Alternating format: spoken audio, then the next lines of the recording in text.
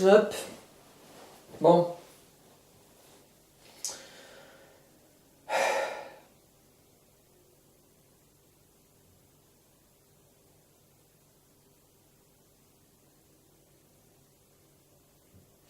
Donc ouais.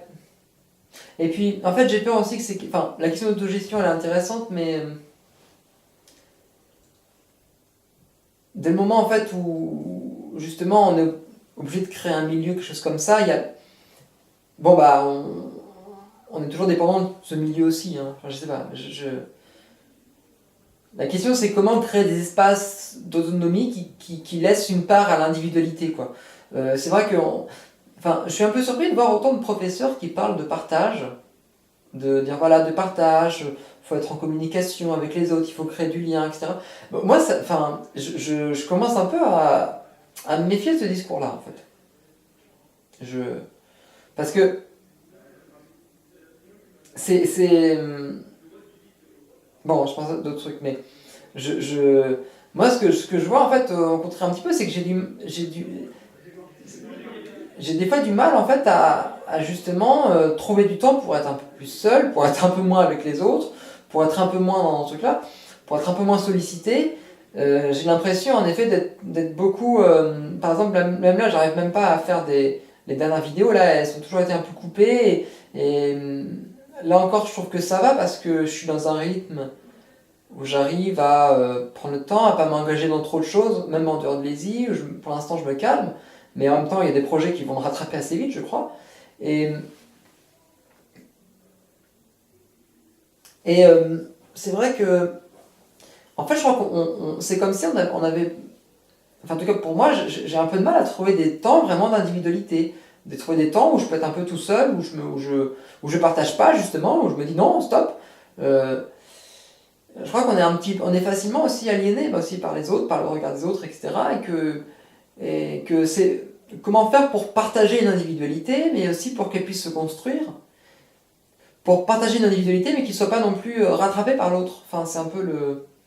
Parce que sinon, justement, on est dans des formes d'ego, et en fait, on n'est pas avec l'autre, on cherche le regard de l'autre. Et donc, du coup, en fait, dans ce cas-là, il faut faire un travail sur soi. Enfin, je sais pas, il y a autre chose là-dedans, en fait. Moi, j'ai l'impression qu'en fait, on est un petit peu suroccupé, on est beaucoup trop occupé. Comme quand je prends des rendez-vous et qu'on me donne 30 références, et que du coup, je me sens obligé de les voir, alors que je devrais pas faire ça, je devrais plutôt les mettre de côté et me dire que si j'en ai besoin, je peux les prendre. Et en fait, j'ai besoin, voilà, je crois que j'ai besoin de pas de, justement,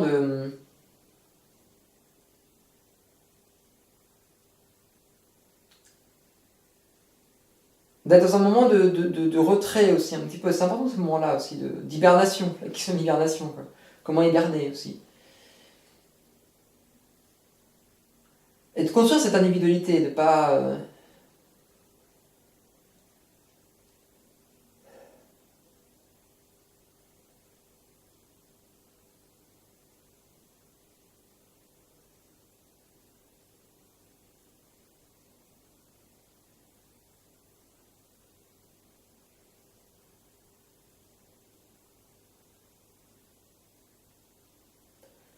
Puis là, j'apprécie le silence aussi.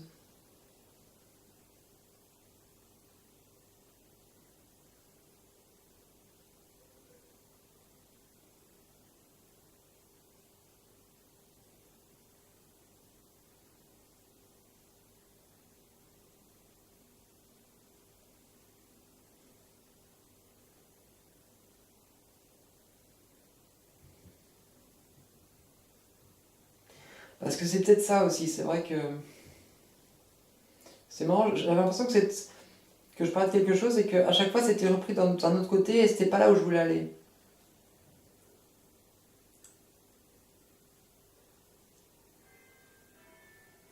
Parce que cette question de partage ou de participation du public, ça me gêne un peu. Je crois que c'est pas ça que ce que j'aimerais, c'est plutôt une manière de avoir les moyens pour chacun de s'individuer, avoir les moyens de chacun de se construire comme individualité et de partager cette individualité, mais sans ne pas forcément faire du collectif. Ah, c'est peut-être ça, voilà, en fait. Faire du partage, mais depuis l'individuel. Voilà, le collectif, j'ai des fois tendance un peu à m'en méfier, un peu des fois. Enfin, comment jouer sur cette frontière-là entre collectif et individuel aussi?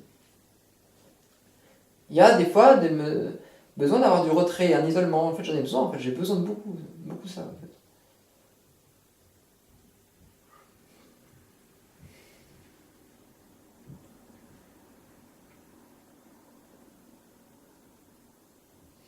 Mais ouais.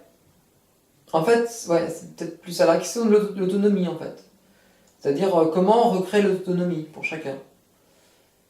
Comment l'autonomie, qui est quand même quelque chose qui est important dans l'art, elle peut être, parce que finalement, pour produire des formes, il faut être un minimum autonome avec ces formes-là. Comment reproduire une autonomie de l'artiste sur un plan économique, sur un plan... Enfin voilà, si l'artiste dépend d'un agent, d'une galerie, bah, il n'est pas autonome sur ces points-là, c'est la galerie qui fait pour lui. Donc comment acquérir une certaine autonomie dans ce qu'on produit, dans comment on le diffuse, dans ce qu'on fait, dans ce qu'on fait pas, dans ce qu'on produit pas, dans ce qu'on diffuse pas. Et puis comment faire en sorte que cette autonomie puisse être accessible à d'autres aussi. Comment garantir une autonomie du regard, des choses comme ça. Ah, j'aime bien la question de l'autonomie, se construire son propre cadre. Est-ce qu'on peut se construire son propre cadre, tout le monde?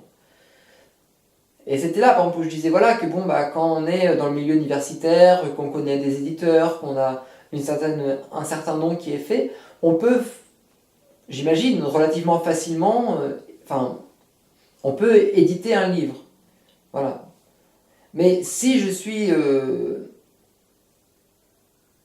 tout seul dans mon coin, que j'écris un livre ou quoi, pour le faire éditer, c'est compliqué. Ça va être très compliqué, j'ai pas accès aux diffuseurs, j'ai pas accès aux éditeurs, je connais pas trop. Et bon, faut que je puisse pas faire de faute d'orthographe. Faut que j'ai aussi peut-être éventuellement un capital financier s'il faut que je paye des gens. Enfin, du coup, c'est quand même assez compliqué. Alors que bon, par exemple, si j'ai un traitement de texte et une imprimante, je peux imprimer mon livre et le diffuser. Alors évidemment, ça va être à un niveau local, ça va être à un petit niveau, mais quelque part, je peux déjà être dans une forme d'autonomie. Une autonomie qui est assez précaire, c'est vrai, mais qui quelque part permet une diffusion, en partie. Donc c'est cette chose-là, en fait. Ouais, l'autonomie, c'est pas mal, hein, la question d'autonomie.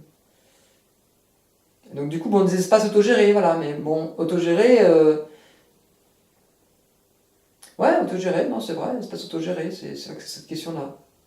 Autogestion. Mais il y a une autogestion qui peut être collective, mais une autogestion qui peut aussi être individuelle. Comment recréer de l'autonomie ou de l'autogestion au niveau individuel aussi? Peut-être aussi. Peut-être que les temps qu'on a, l'emploi du temps, il est plus tellement autogéré, il est géré par les autres en fait finalement. Comment se reprendre du temps à soi? En tout cas, c'est une question que je me pose moi, parce que j'ai l'impression de ne plus avoir beaucoup de temps. J'ai l'impression, comme je disais, d'être toujours un peu sollicité et même par moi-même en fait, par mes désirs, par l'extérieur, et qu'en fait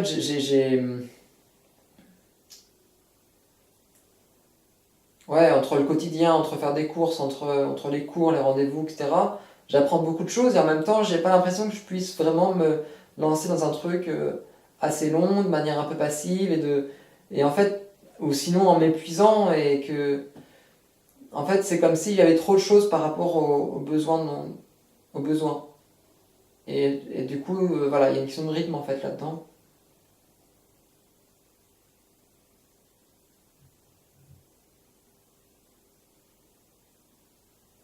Bon, et puis bon, je vais finir aussi sur, donc à la fin, ce qu'elle me disait, c'est que donc elle voyait que j'avais pas trop envie d'aller dans les expositions à Bordeaux et à Paris, puis elle me disait que je devais arrêter de trop réfléchir et de faire des choses aussi, de les faire. Et bon, ça m'a fait un peu fait chier aussi parce que quelque part, voilà, la question des expositions, moi ça fait quand même des années que je me la pose, que j'ai espèce de complexe dans les expositions, que je fais semblant d'aimer ça et de... Enfin, non, pas, c'est pas vraiment ça, mais que enfin, que j'y vais quand même quand il y en a, en tout cas sur Angoulême, que je fais semblant de m'intéresser, mais qu'en fait je me fais vraiment chier et que tout le monde le voit. Et, et voilà, et ça fait maintenant, bon, ça fait un petit moment maintenant que j'essaie de dire que, en fait, que j'en vois très peu, que ça m'intéresse pas, que je me sens pas à l'aise là-dedans, que j'essaie de comprendre d'où ça vient, que je pense qu'il y a un rapport de classe, qu'il y a un truc qui est lié au temps, au mouvement, et que Et donc j'essaie voilà, et en fait là non, on me dit bon voilà, et que comme quoi voir une exposition ça serait faire quelque chose. Je pense pas, enfin on peut voir une exposition mais on peut aussi aller à un concert, on peut aussi enfin bon je parle de YouTube mais parce que YouTube je trouve qu'il est pas considéré dans l'école, pas assez, pas suffisamment et que justement c'est un espace que je trouve intéressant. Bon voilà, parce que moi justement j'ai l'impression de m'être intéressé quand même à l'art. Alors peut-être que j'ai pas vu justement l'art contemporain alternatif, des squats, etc. Peut-être que c'est pour ça, peut-être qu'il faudrait que j'aille voir là-dedans, et que là il y aura quelque chose. C'est vrai. Mais bon, parce que c'est vrai que quand on avait été au Grand Voisin pour le mouvement des étudiants, bah, c'était quand même un lieu intéressant, c'est vrai, bon, il y avait quelque chose. Et en même temps, est-ce qu'ils proposent artistiquement quelque chose d'autre? Je sais pas, pour l'instant ce que j'ai vu ça a toujours été des expositions. Donc finalement on reproduit comme un modèle de monstration très académique. Alors bon, mais bon pourquoi pas, c'est quand même des lieux intéressants. En tout cas je pense que dans le mode de vie c'est intéressant. Mais bon, le problème c'est que je suis pas sûr que... Enfin ça dépend, peut-être que je pourrais y aller voir, mais que je risque d'être dans un lieu que je connais pas, de pas trop savoir quoi demander, quoi faire, et je vais être un peu gêné, c'est vrai. Mais bon, ou alors il faut y aller à plusieurs. Peut-être que si je vais avec d'autres personnes, c'est peut-être l'occasion. Ou faut que je rencontre les bonnes personnes aussi. Je rencontre les personnes avec qui justement, enfin qui peuvent m'introduire. Mais je pense que c'est beaucoup comme ça aussi, parce que de l'extérieur c'est toujours très compliqué. Moi je me sens très froid en fait, hein. Dans ces cas-là je me sens à froid et j'aime pas trop ça. Mais bon, après il faut que j'y aille et puis je verrai bien. Mais bon, enfin en tout cas il y a des choses qui me bloquent. C'est vrai que voilà, je sens que c'est un peu... Et bon.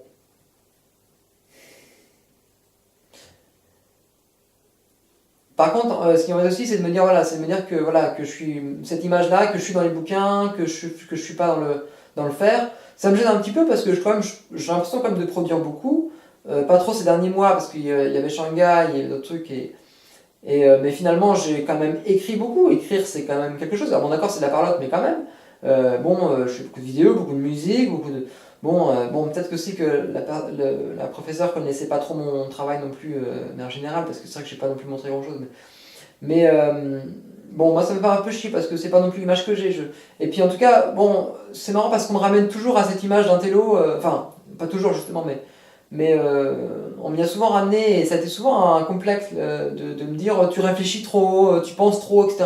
Alors que justement, moi on n'arrête pas de me ramener à des choses qui sont pas logiques. Et si je pense, c'est justement pour montrer qu'en face de moi on me donne des arguments absurdes.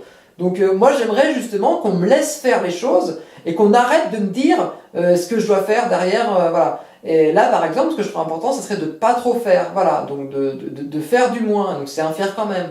Bon, mais ça, il faut que je puisse l'expliquer, il faut que j'utilise des mots pour ça, parce que sinon on comprend pas et on me dit l'inverse. Parce que à chaque fois qu'on me dit des choses, on me dit l'inverse de ce qui est intéressant, on me donne des contre-discours, des contresens systématiquement, et en fait, moi, ça me met en danger systématiquement. Donc c'est pour ça que j'ai besoin de justifier ma parole en la disant, quoi. Donc si je réfléchis et si je parle, etc., c'est pas simplement une question de plaisir, c'est une question que je comprends pas en face des arguments qu'on me donne qui sont biaisés. Donc il faut qu'on se calme un petit peu aussi, hein. Voilà, et du coup ça m'énerve, évidemment ça m'énerve. Donc voilà, dire que je fais pas, je trouve ça un petit peu chiant. Et en fait, je trouve que je fais beaucoup aussi, alors c'est lié aussi c'est vrai que le mécanisme de pensée, c'est aussi un mécanisme de défense qui peut être lié à des manières de ne pas voir les problèmes. Et c'est vrai, c'est clair. Bon, sauf que justement, j'essaye aussi par la pensée de pouvoir mettre des mots sur ce qui ne va pas, sur ce qui ne va pas... Enfin, ça dépend. Il y a une pensée qui est un peu une pensée froide, un peu spéculative. Dans ce cas-là, j'essaie de comprendre où sont les problèmes, etc. Mais bon, par exemple, sur la question de YouTube, bah, c'est que justement, il y a un problème, parce que je ne veux pas reproduire ces formats bourgeois de l'exposition qui ne me plaisent pas, qui ne correspondent pas à ma culture, parce que j'ai pas grandi là-dedans, et que si c'est de faire ça, c'est aussi justement une certaine forme de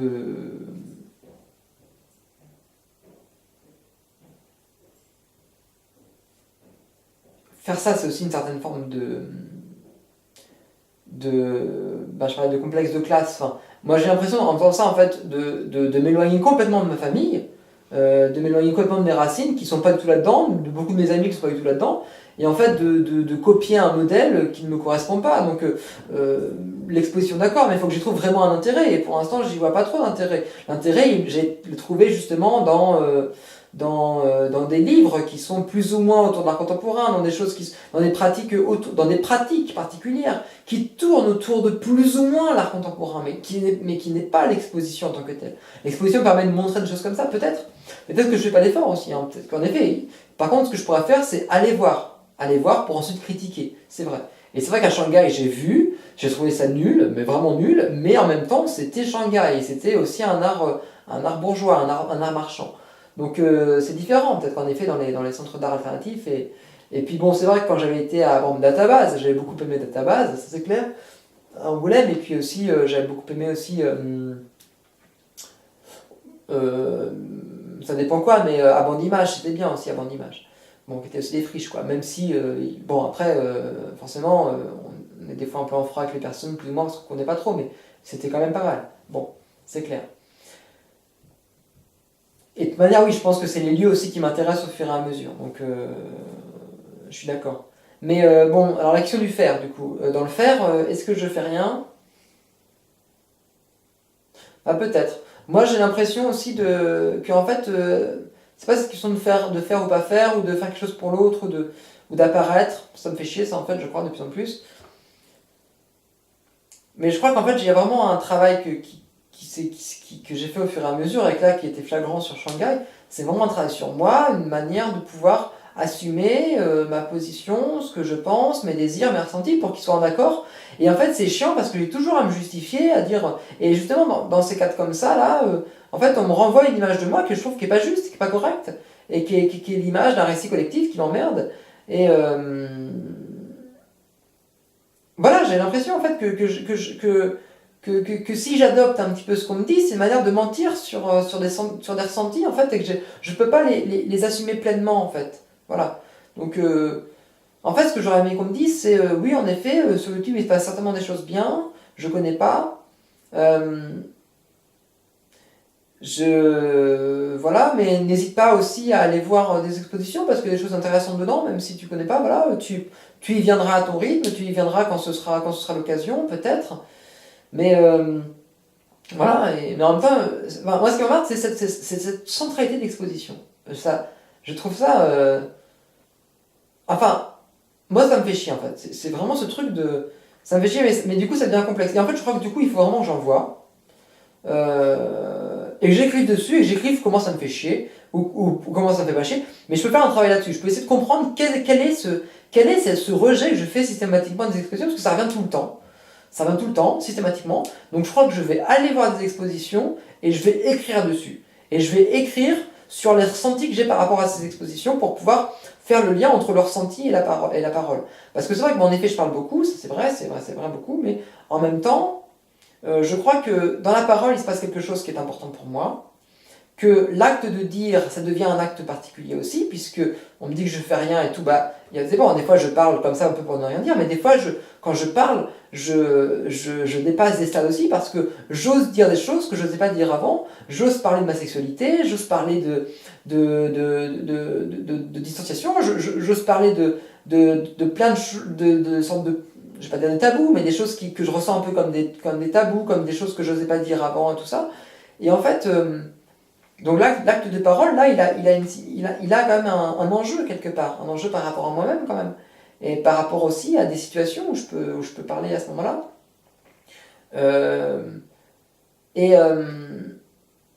Et puis aussi, alors ça passe beaucoup par la parole, mais je crois qu'en fait, le travail que je fais, il est aussi dans des espaces invisibles, il est sur moi, il est dans essayer de comprendre qu'est-ce que je ressens, qu'est-ce que je vis, quels sont les discours qui me sont amenés et qui ça me plaît pas, etc. Et que ça, justement, je l'exprime par la parole, par la pensée, mais que ça se confronte directement à un réel. C'est parce que, ou en tout cas à un langage et à une certaine interprétation des choses qu'on fait. Et je crois que j'essaye au contraire je sais pas, de déconstruire ou d'offrir un contre-discours. Et c'est pas... Enfin, je sais pas, je trouve ça bizarre de dire que je fais pas les choses.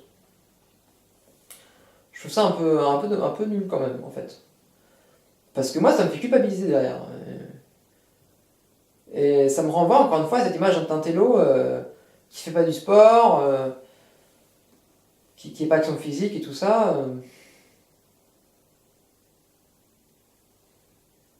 Mais en même temps, il y a beaucoup de peur, c'est vrai aussi. C'est vrai que je suis pétri de peur aussi. Et que, par exemple, je bouge assez peu. J'ai besoin d'un cadre de sécurité assez fort. Et dans le,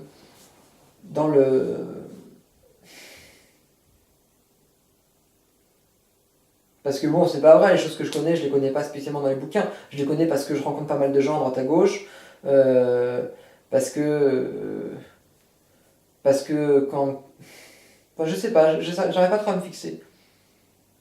Mais bon, voilà, je veux dire, quand il y avait Nuit debout à Poitiers, bah, j'y étais, il y avait que moi qui y étais. Quand il y avait le mouvement étudiant, j'ai proposé à d'autres personnes de venir, hein, bah, il y avait que moi qui ai participé à ce truc-là, quand même, dans la classe, dans la classe et dans l'école. Voilà. Euh, Quand on m'a invité à Strasbourg pour des